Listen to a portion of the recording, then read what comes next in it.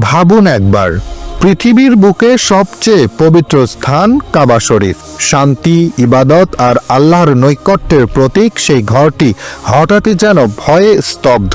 কল্পনা করুন, কাবা শরীফের চারপাশে ঘুরে বেড়াচ্ছে এক ভয়ঙ্কর বিষাক্ত সাপ। কেউ সাহস পাচ্ছে না কাছে যেতে, কেউ সাহস পাচ্ছে না তাওয়াফ করতে।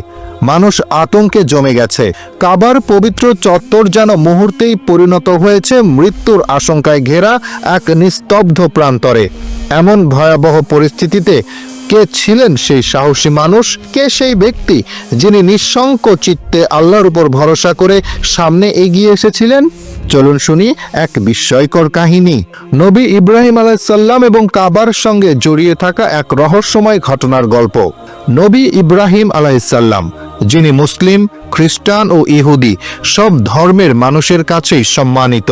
তিনি পরিচিত আবুল আম্বিয়া অর্থাৎ নবীদের পিতা হিসেবে। তিনি জন্মগ্রহণ করেছিলেন এমন এক সমাজে যেখানে মূর্তি পূজায় ছিল বিশ্বাসের কেন্দ্রবিন্দু। কিন্তু শৈশব থেকেই ইব্রাহিম আলাইসাল্লামের হৃদয় আলোর পথ খুঁজে নিয়েছিল। তিনি বিশ্বাস করতেন এই বিশ্ব জগতের স্রষ্টা একজনই এবং উপাসনার একমাত্র যোগ্য সত্তা কেবল আল্লাহ। তিনি মানুষের ভ্রান্ত বিশ্বাস ভেঙে দিয়েছিলেন।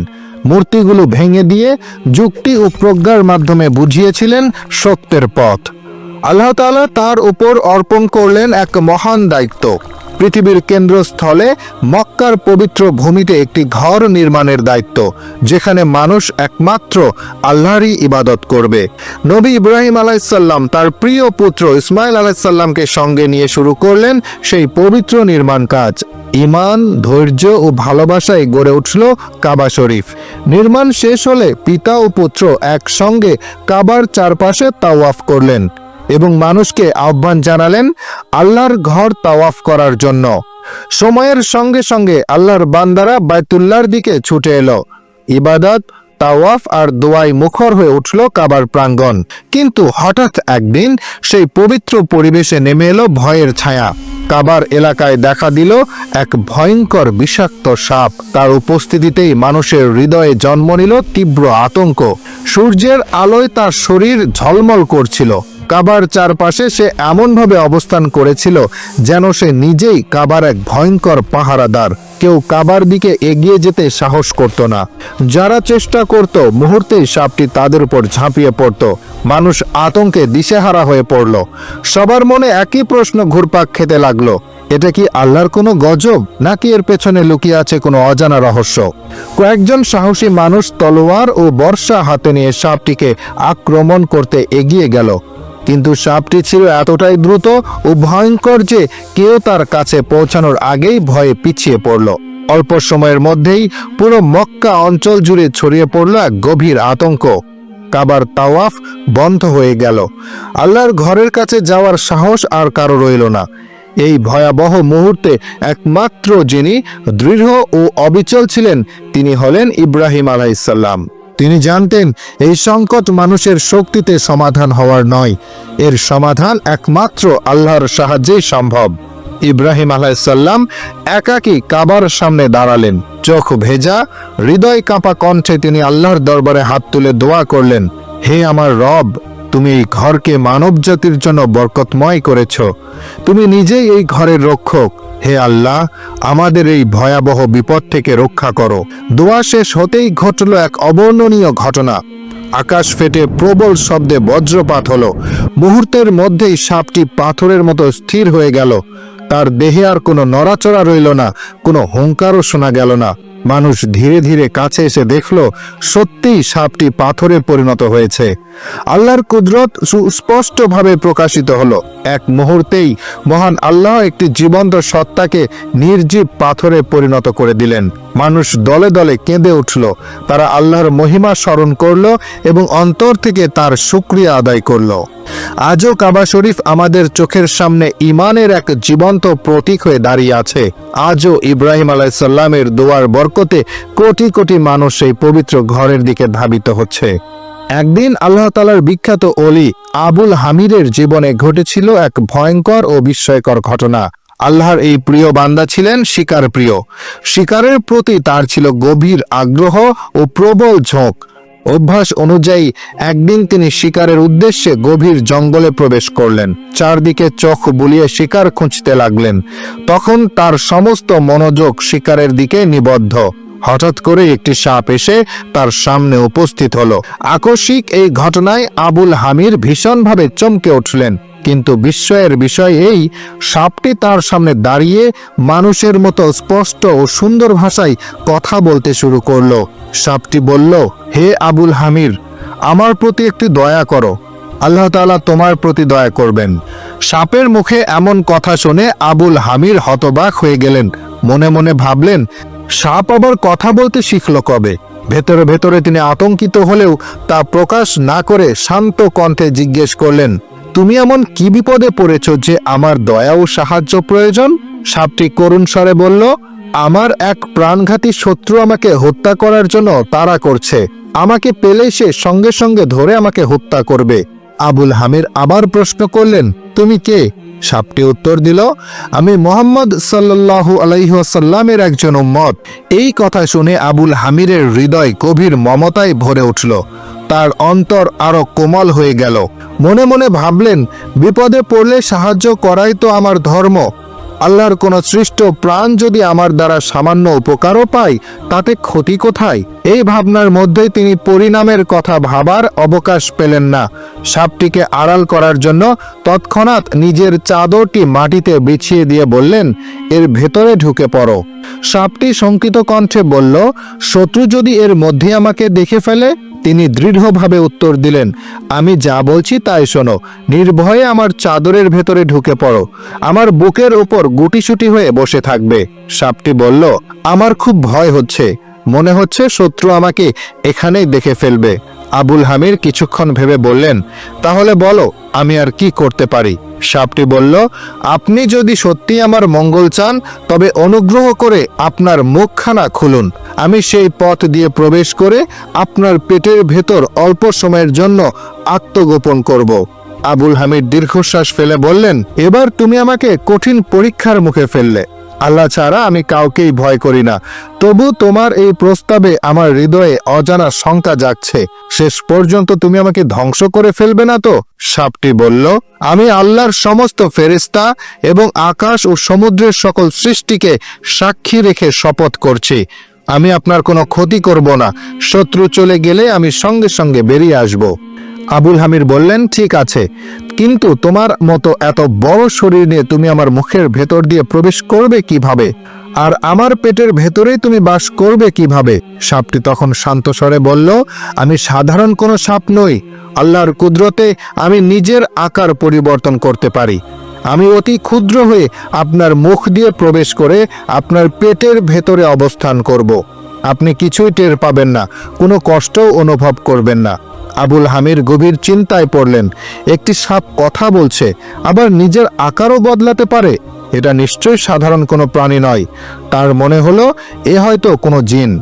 আর কোনো জিন যদি অন্যায়ভাবে নিহত হওয়ার আশঙ্কায় থাকে, তবে তাকে সাহায্য করা তো নেক কাজই বটে।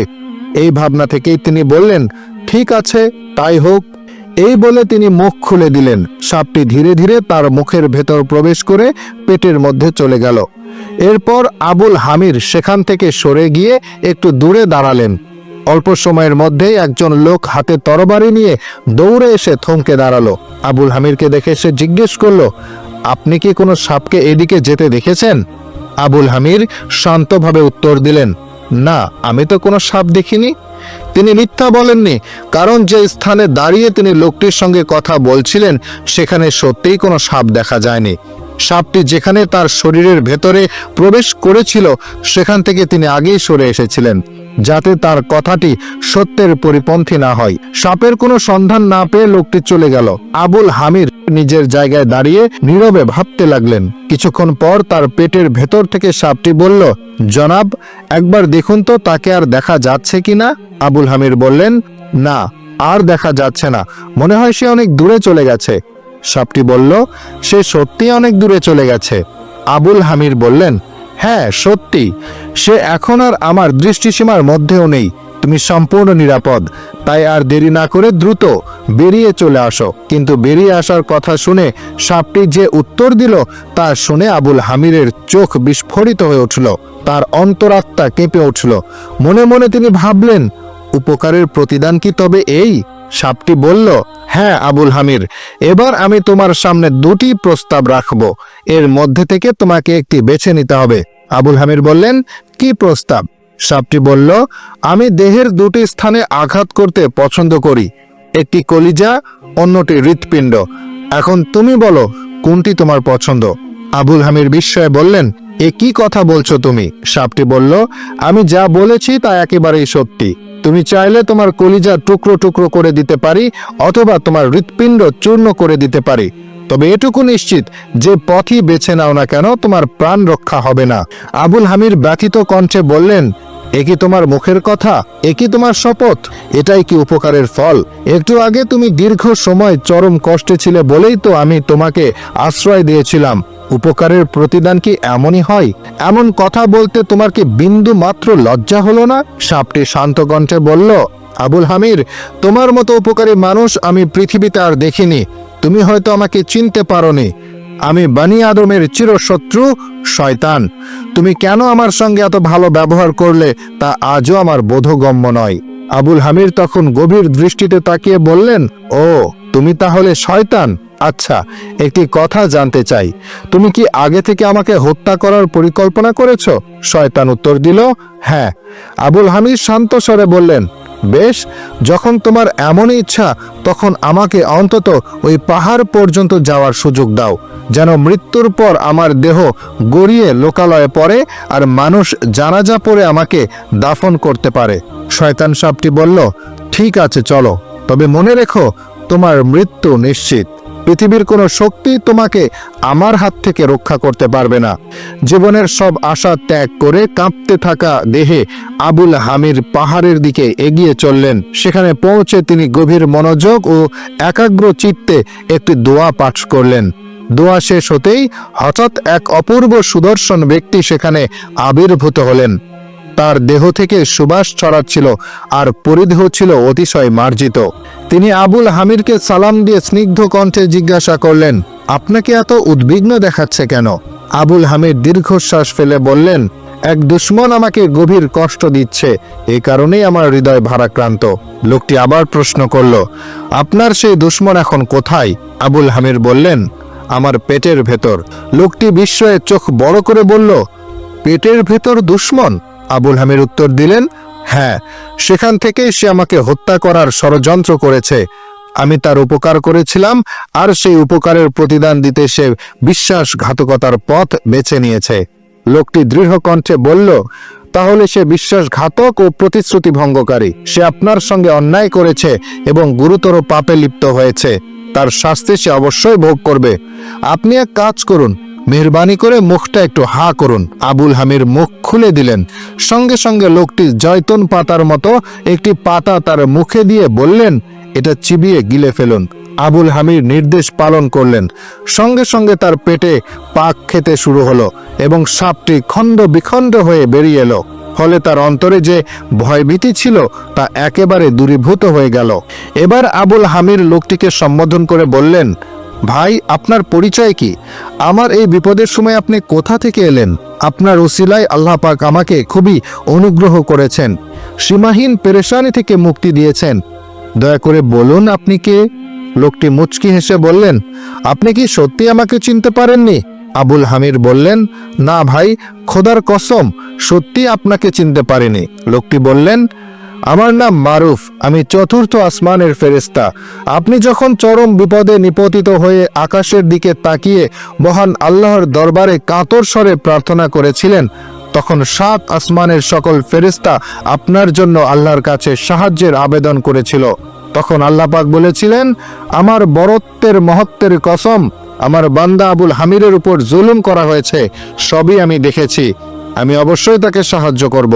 অতঃপর আল্লাহ পাক আমাকে আদেশ দিয়ে বললেন, মারুফ, তুমি বেহেশত থেকে দুর্বা গাছের একটি পাতা নিয়ে আমার বান্দা আবুল হামিরের কাছে চলে যাও এবং তাকে তা খাইয়ে দিও। আমি সঙ্গে সঙ্গে মহান আল্লাহর আদেশ পালন করলাম।